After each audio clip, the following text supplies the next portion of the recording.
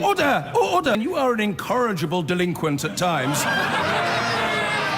Behave yourself, man! Dover and other Channel ports could face disruption for up to 6 months if the UK leaves the EU without a deal. That's according to the government. It's being described as a worst-case scenario after analysis of likely traffic flows if custom checks are delayed. Meanwhile, ministers have travelled across the UK today to try to convince the public to get behind the Prime Minister's Brexit deal. It's come under attack from all sides at Westminster, but Theresa May insists that she will not seek to get Tuesday's vote on it postponed and that it must go ahead. Our Deputy Political Editor, John Pienaar, has the latest. Today, round almost every corner, you'd see a minister on a mission. Dozens of them ordered out to defend, to sell Mrs May's Brexit compromise, to make what may be a last stand to save her Brexit plan, even save the Prime Minister herself.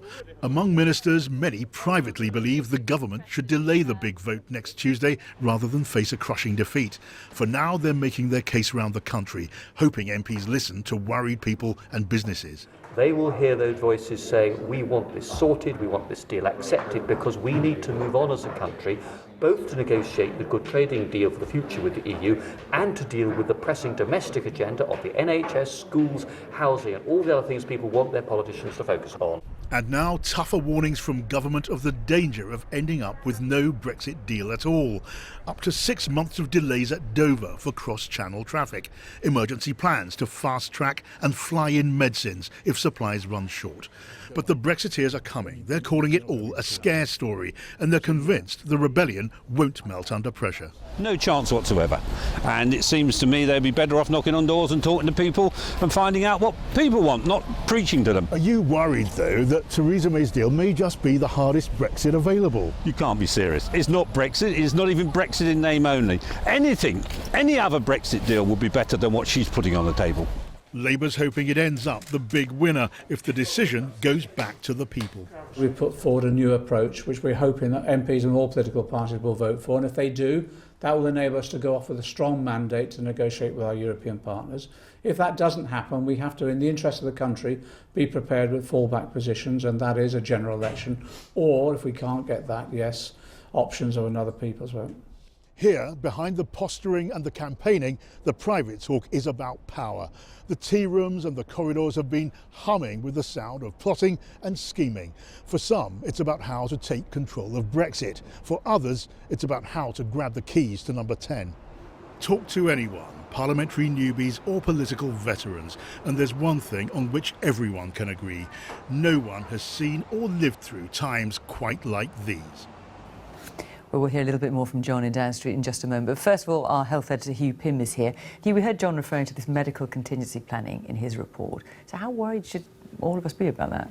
Well, Fiona, some patients are worried about the possibility of a no-deal Brexit and medicines not getting through from the EU. And now we've had this warning about possibly 6 months of disruption at Dover and Folkestone if, again, there's no deal and problems there. Now, Matt Hancock, the Health Secretary, has gone out of his way to say plans are being made to ensure continuity of supply, extra port facilities being set up with fast-track arrangements for lorries to get through, air freight being used, and of course a 6-week stockpile, which has already been announced and which has quite successfully been built up by the industry.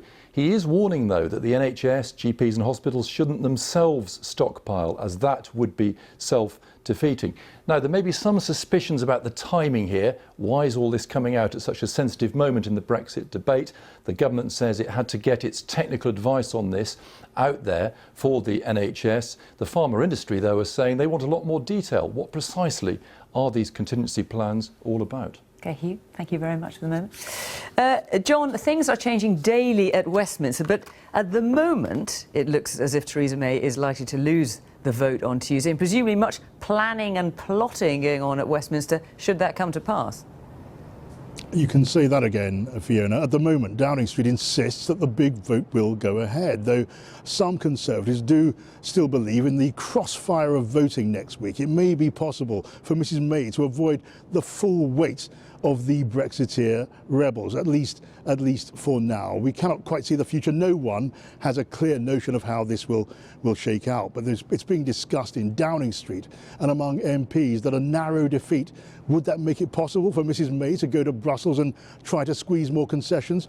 Well, she could try, but all the signs are that Brussels is all out of big concessions, and would she even get the chance to try? There's talk among ministers of someone like David Lidington, her deputy, taking over as a caretaker Prime Minister if Mrs May is forced to go. And either way, the potential runners for leadership, those who fancy the top job, they are drumming up support. A senior Conservative told me that he's been offered a high-ranking post in Cabinet by 2 of them, and you can bet that he's not the only one. As things stand, all of the outcomes being discussed back and forwards in the corridors at Westminster look grim for Mrs May and her team. She'll spend this weekend, Fiona, considering her options and maybe mulling over her future, but her options seem to be running very short indeed. And after a big week in politics, with a bigger one still to come, it may just be that Theresa May's turbulent time in Downing Street could be coming to an end.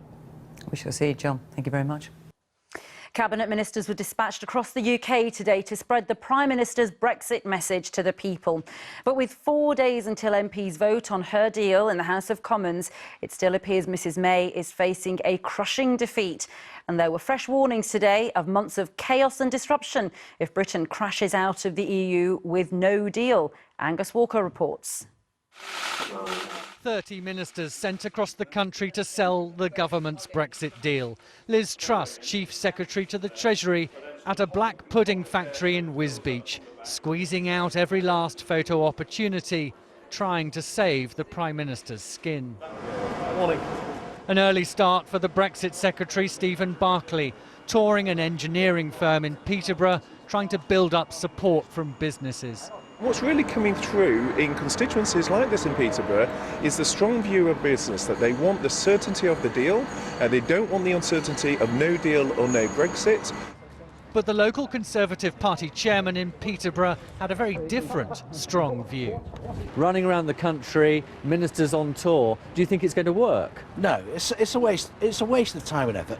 Frankly, it's just a hiding to nothing. This deal will not go through. Next stop for the Brexit Secretary, a motorcycle factory in Leicestershire. Media access tightly controlled. The local Tory MP, a vocal critic of Theresa May, not invited. It seems rather desperate, this minister's touring all over the country like some sort of shawaddy-waddy comeback tour. And that's offensive to people who like shawaddy-waddy. They wouldn't even tell me as a local MP the site of the visit. They were keeping that secret. They don't want a debate. Ahead of next week's vote, the debates continuing in local constituencies. Tory MP Heidi Allen hosted a Brexit meeting in South Cambridgeshire. She voted Remain, and just look at how many people say they'd prefer to stay in the EU. I Remain. My constituents are not supporting the Prime Minister's deal. They don't think, they have the same concerns that I do, I guess, around its uncertainty for the future, and that they would very passionately want to be asked the question again and have a people's vote. There were a few Brexit supporters in the room, but hard to find a fan of the Prime Minister's deal. She's not going to make people change their mind. In fact, I think all she's doing is annoying people. She's annoying me. I don't want to hear her anymore. I'm sick of the sight of the woman. At public meetings like this, you hear a wide range of views, concerns and anger. But if there is an overriding sense, it seems to be that people want the politicians to get on with it. Public patience is running out, just as it seems the Prime Minister is running out of time. Angus Walker, ITV News, Cambridgeshire. Oh, well, our political correspondent Libby Vina is in Westminster tonight. Libby, a new warning today as well from ministers about the potential chaos of a no-deal Brexit. Yes, despite all those photo calls today, the fact is it's extremely unlikely that Theresa May will get her deal through Parliament next week. And coincidentally, it's emerged that ministers have ordered civil servants to drastically step up their planning for no deal. The so-called border delivery group was originally told to plan for 6 weeks of disruption. Today, it was told to start looking at 6 months of disruption. Now, the Health Secretary has suggested that medicines will be given priority, but he's written to pharmaceutical companies saying that they should plan for significantly reduced access. He does try and reassure patients, telling them that the government has already started stockpiling medicines. Now, there are some in the Tory party in particular who will dismiss this as scaremongering and question the timing. Well, I put that to the Prime Minister's official spokesman earlier, and he flatly rejected any idea of that. He said that these were the actions of a responsible government. Libby, thank you. Now, the government's attempt to sell its Brexit deal today was more a stick than a carrot, with warnings that ports could be disrupted for up to 6 months and traffic flows across the Channel could drop to just 13% if the UK leaves without a Brexit deal.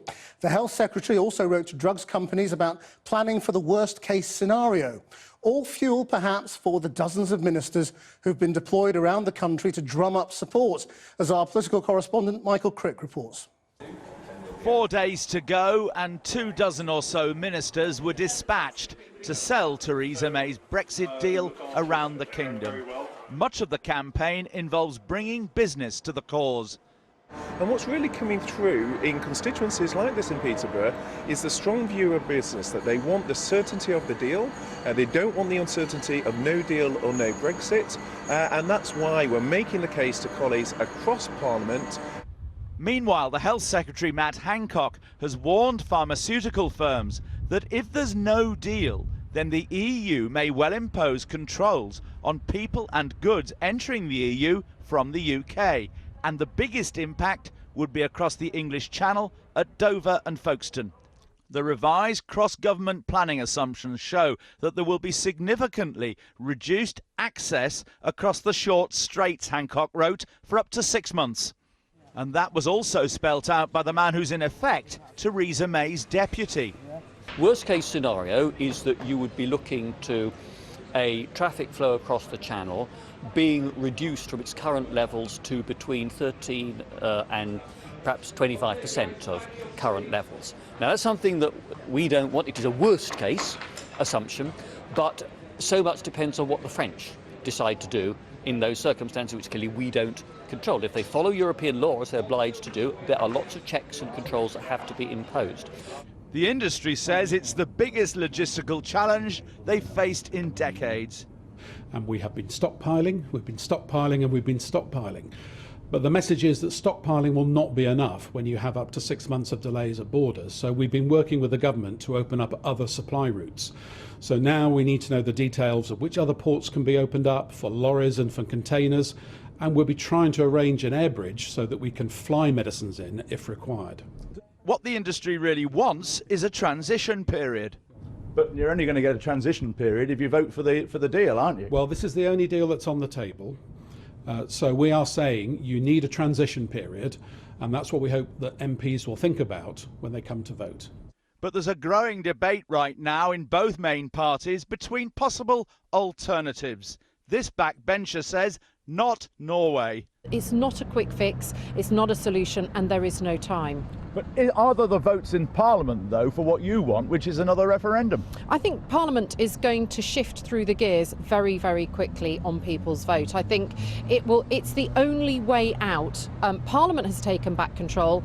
I think what Parliament needs to do next week is hand power back to the people. Despite the campaigning and cajoling by ministers and whips, Mrs May still looks set for a big defeat, and there are signs tonight that some members of the government payroll vote may quit on Tuesday. Mike Wood, parliamentary aide to the Trade Secretary Liam Fox, tells me he met the Prime Minister this week to demand substantial changes to the backstop arrangement. Without them, he says, he won't be able to support the government and therefore will have to resign. Michael Crick, Channel 4 News, Westminster. Well, our North of England correspondent Claire Fallon spent the day in Penrith, where local MP and Prisons Minister Rory Stewart has been out trying to sell the deal to his constituents.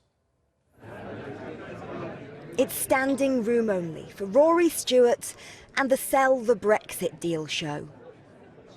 Technical hitch solved, and we're off. Sometimes I just have to switch it on. This is either a festival of democracy or the stupidest decision I've ever made in my political career. I'm not really sure which of these two things it is. How many people in this room at the moment are actually in favour of the Prime Minister's deal? Okay, so 15% of the room, 85% against. The Prisons Minister is one of the most vocal supporters of Theresa May's deal. His belief that if explained properly, the moderate majority would back the deal too. But when it's his turn to answer questions, the crowd gets tougher still. Now, I don't give you my permission to make a deal that future generations, future politicians cannot change. You do not have the right to do that. How can we go and leave Europe when we don't know what's going to happen to our economy? With a Tory MP who voted Remain and a constituency that voted narrowly to leave, 2.5 years on, and after an hour in a hall battling for minds, if not hearts, it seems little has changed. Did he change your mind, sir? No. Not at all? Not at all, no. Did he change your mind? No. No, nor did I. We need a people's vote. Thank you. Just because they didn't like the decision, it doesn't mean they say they can go back and have another go. I do share his concern about a divided society, and we've got to somehow find a way that works for everyone, and that's difficult. Well, I caught up with Rory Stewart after that meeting, and I began by asking him whether he's flogging a dead horse. No, I love doing these public meetings. I mean, firstly, being a politician is all about discussing big issues. But the most important thing in a public meeting at the moment on Brexit is that about half the room is disagreeing violently with the other half of the room. So as the Member of Parliament standing at one end of the room, you're helping people to understand the core of this problem, which is that we have a very polarised, divisive debate. And of course, I'm trying to argue for the middle ground. I'm trying to argue that the Prime Minister's deal is a way of healing these divisions. I know that was the plan, that you would be able to find an idea around which people could unite. But the truth is that you have united them against you. Well, it can certainly feel like that sometimes, definitely certainly feel like that sometimes. It's difficult to know, actually, in a room and with humans and with people, what's going on under the surface. So what I felt as we went through the meeting, and what I felt in many of these meetings, I was being shouted at by 650 people in London 2 nights ago. I was up in Scotland doing this again, is that opinions may begin to shift under the surface more slowly. So even though people are very reluctant to leave a hard Brexit position or a second referendum position, they may be beginning to feel their way towards some of the compromises that may be necessary to keep things together. There are some who think that this whole process of valiantly losing is part of some plan, that you need to be seen to lose badly in order to go back to the European Union and say you need to give us some more on the backstop. I mean, are you just being a good soldier? I would definitely like to win this. I think that it's really important to win this, because if we don't win this, the transition period is going to be in danger of disappearing. I'm not sure people have fully taken on board that if we don't get the withdrawal agreement done by March, there is no transition. There's no period through to the end of 2020. There's no time in which to negotiate trade deals and sort ourselves out. Even worse than that, if Parliament can't get a majority for any deal, and we go into a no deal, then the world will begin to question whether Parliament can get a majority for anything in the future. In other words, uncertainty becomes doubled. So I'm really hoping we can win. It's being reported that some members of the Cabinet are advising the Prime Minister to delay, to put off this vote on Tuesday, because it's looking certain she will lose. If it is still looking the way it is now on Monday night, what would you advise her? I don't know. I think it's a very, very difficult question, this. Because obviously I believe very strongly that this is the right deal, that the logic is behind this deal, and that if the public and members of Parliament are given more time to really understand what happened in the negotiations with Europe, how much we've gained, and how dangerous, risky and unpredictable these other so-called options are, they're going to begin to get behind that deal. But how you get there, I'm not really sure, because from my point of view, I know that very few people in Parliament want a second referendum. Very few people want a hard Brexit. So we should be talking somewhere in the area of this deal. But as you say, we don't seem to be. And getting there is going to take a lot of persuasion.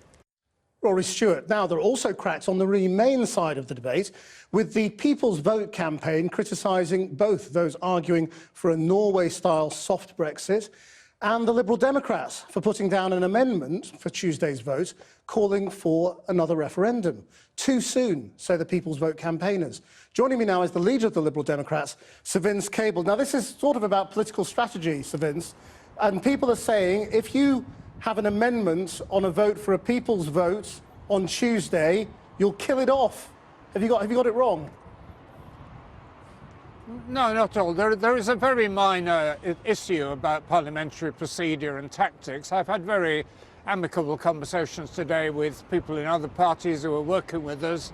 We're going to work together, and we just want to make sure that Parliament does properly debate this option when the opportunity arises. There's a bit of a storm in a teacup here. Well, but you're preempting Labour MPs' process, aren't you? You know very well that Labour's position is wait for a defeat, then go for a general election, then consider a second referendum. By forcing them to vote on it before the defeat, you risk none of them coming to your aid. No, we're not proposing to do that. We will cooperate very closely with our allies in other parties. There are some Conservatives, some Labour. We just want to make sure that the option of a people's vote it's becoming increasingly likely and increasingly well supported, and that Parliament does have this opportunity. But you know, there is no difficulty here at all. When you say it's becoming more supported, want to make... by who? Well, the problem is the Liberal Democrats treat this as an absolutely central issue. We believe in it. Whenever this is being debated in Parliament, we've always wanted to have it up front. The Labour Party are coming to this, or many of them, as a last resort. The Conservatives are coming to it from another standpoint. But there is a growing mood that we have to go back to the public, and we have to put to them the choice: do you want the Theresa May deal, or do you want to stay in the European Union? That's the fundamental question, and that is what I'm sure Parliament will be confronting next week. But there is this other option of being more like Norway, of being in the single market, but then also adding on to that, being in a customs union, so that you solve the Northern Ireland problem. That would respect formally the referendum result, because it is technically Brexit, but it's very soft Brexit. Yes. Isn't that your best bet? I mean, you're risking losing everything and going into a no-deal Brexit situation. Well, there is some merit in the idea, but there is also a lot of problems with it. Of course, it makes sure that we are fully aligned with all the rules of the European Union, but we have no vote over it. Britain continues to make a large financial contribution. There is no... sorry, a car passing. Yes. There is no control over migration. There are serious problems. If this had been floated as a serious idea 2 years ago and had a genuine cross-party debate, we may now be in a position to take it forward. But it is really too late. It's not practical. But it's not too late, is it? Unreasonable. I think there's some merit in. I think it probably is, but certainly we will look at this. But the first preference must be to go back to the public on the deal that is already there and that Theresa May has negotiated. What makes you think a second referendum would lead to the end of Brexit? Well, it's more likely to lead to the end of this poisonous argument than any other. Of course, we've got to make the case. We've got to win it. I think there's a good chance, but, there is a risk that we do lose it. If that happens, I've been very clear, we accept the result, we move on, we try to make Brexit work. I think if it's approached in that spirit, then a lot of the worries at the moment about gross dissatisfaction and anger, I think they would be dissipated. Sir Vince Cable, thank you very much. The sausage factories and engineering firms of the UK were blessed today with visits from government ministers. They travelled far and wide to spread the word of May's proposed deal. Or perhaps they were just ordered out of Westminster. At least it's temporarily broken up those pizza parties. The Chief Secretary of the Treasury headed to East Anglia, the Brexit Secretary to a plant in Peterborough. No one has fully explained how this mission will change the voting pattern of Westminster MPs. But with 4 days to go until the vote, perhaps it all seems worth a punt. The Prime Minister herself won't budge. Is it resilience or stubbornness? And if no one else is prepared to move either, where does compromise come from? Here's David Grossman. Sort of control it there so it fills up from the back. Why is a government minister, you may ask, helping to birth a black pudding in Wisbech today? Well, Liz Truss was one of 30 ministers who fanned out around the UK to sell Theresa May's Brexit deal. I don't think that's a bad effort for my first go. Does that deal become more appetising to her parliamentary colleagues because she has been photographed next to a bucket of blood? I don't, sir. No, nor do I. This is what they call a vacuum stuffer. Having escaped to the comparative safety of the vacuum stuffer, what the Chief Secretary was fearing, no doubt, were headlines about bloodbaths, because that is the way next Tuesday's vote looks, a massacre for the government. But believe it or not, that vote may not happen. There are a series of amendments to Theresa May's motion. Now, if any of them are voted through, and I'm looking particularly at the Hilary Benn amendment, which does a number of things, but it effectively kills the deal on his terms, preventing a no-deal exit from the, or trying to prevent a no-deal exit from the European Union, then, and that's voted through by a majority of MPs, then there will never be a vote on Theresa May's plan straight up and down on the floor of the Commons. It might seem incredible, but MPs may themselves force a situation where she never gets her deal voted on. Assuming the vote goes ahead, and if the government loses, what happens then? Well, the Prime Minister has 21 calendar days to come back with a statement on what she's going to do then. That takes us to January the 1st. So assuming the government isn't about to extend the sitting over Christmas, and I'm told there's no chance of that, that would mean making the statement before the Commons rises for Christmas on the 20th of December. Of course, she may not survive as Prime Minister that long, but let's assume that she does. That statement will have to be voted on no more than 7 sitting days later. That takes us to a vote on or around the 16th of January. The ayes to the right, 321. The noes to the left, 299. Because the government lost this vote on Tuesday night, the vote in January is now amendable, and it might mean that Parliament can use it to rule out a no-deal Brexit or insist on a second referendum. I think it is significant, but depending on which side of the Brexit debate you talk to, they will play it down or play it up. So Brexiteers have been quick to say it isn't really very significant because ultimately any amendments that pass directing the government on how to negotiate are not legally binding. But the truth is, the government would be under a huge amount of political pressure that it would be very difficult to completely ignore what the House was telling them to do. The EU, of course, has its own timetable. On Monday, the European Court of Justice will give its ruling on whether the UK can unilaterally revoke Article 50, in effect calling off Brexit. The court is expected to agree with the preliminary judgment of the Advocate General that it can. And then next Thursday, 2 days after the vote, Theresa May meets fellow EU leaders for the December Council. Might they be in a mood to help her out? If Theresa May comes to Brussels on Thursday and says, look, Parliament won't pass the withdrawal agreement so long as it has the backstop, the Northern Ireland insurance policy, then I think that European leaders, particularly looking at Macron, are going to be deeply unimpressed. Tonight, amid the festive decorations, Downing Street is trying to convince Leave-supporting MPs that there's now a real risk that Brexit won't happen unless they support the Prime Minister. But as yet, there's no sign that anyone's mind or vote has been changed. David Grossman there. We're back here, a big week behind us, even bigger one ahead. Alistair Campbell, Jenny Russell and Matthew Goodwin are all here to discuss. Throwing over the elites, as he heard, is that phrase we're all used to by now. But today, in an answer to a question in an interview with the Times Red Box, the Foreign Secretary Jeremy Hunt drew upon those French riots to cast ahead to what he thought could happen here if the referendum result was overturned. I personally think that if we were, for example, to have another referendum, overturn the results of the first referendum, let's say the results were exactly reversed, so that this time it was 48% leave, 52% remain. You'd have 48% of the country who'd voted to leave twice. They would be incredibly angry. And I wouldn't rule out real social instability in this country. And that's why I think what we have to do as parliamentarians is not just think about what our own views are on Brexit, but we have to think, what is the solution that is actually going to bring the country together? Alistair Campbell, real social unrest. I tell you what will bring real social unrest is if a government and a parliament vote for something and see something through that they know is going to make their constituents' lives poorer, that they know is going to damage public services.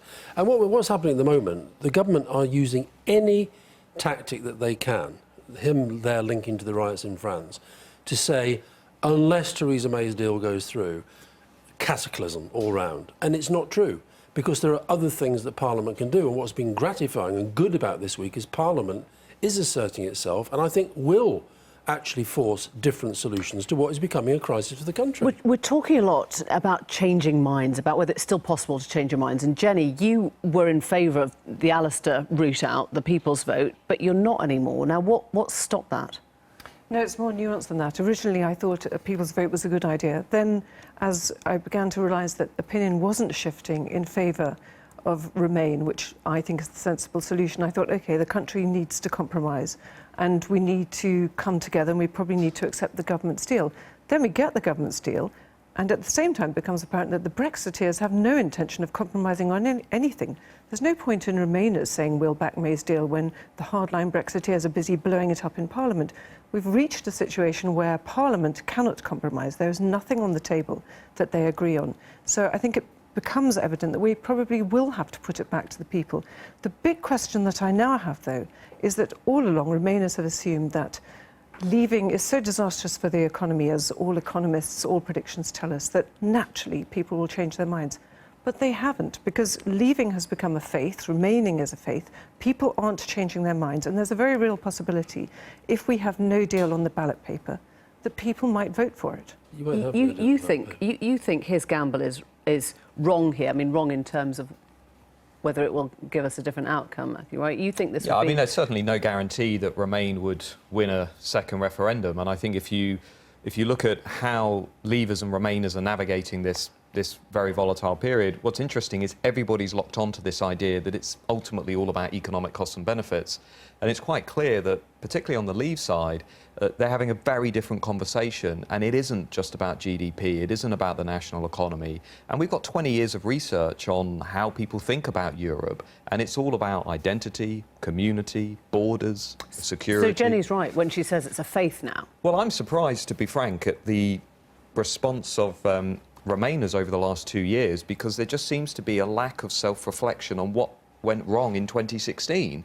What's the new narrative? What's the new conversation? What's the new offer? The reason Leavers are not really budging, there's been a 1 or 2 point shift, but nothing major, is because we're having the same conversation. And we're just saying, well, here's some economic doom and gloom, take this. And of course they're not going to change their minds, because it's the 4th or 5th based election organised around fear. Can I ask you really honestly, do you think you have become more entrenched as a Remainer in the last 2 years? I mean, are you, when you hear Matthew's point... I as an individual, yes. I as an individual have become, if anything, more convinced that we are taking the wrong course. Right, I am, yes. However, I don't buy this idea that people, both directions, by the way, aren't changing their minds.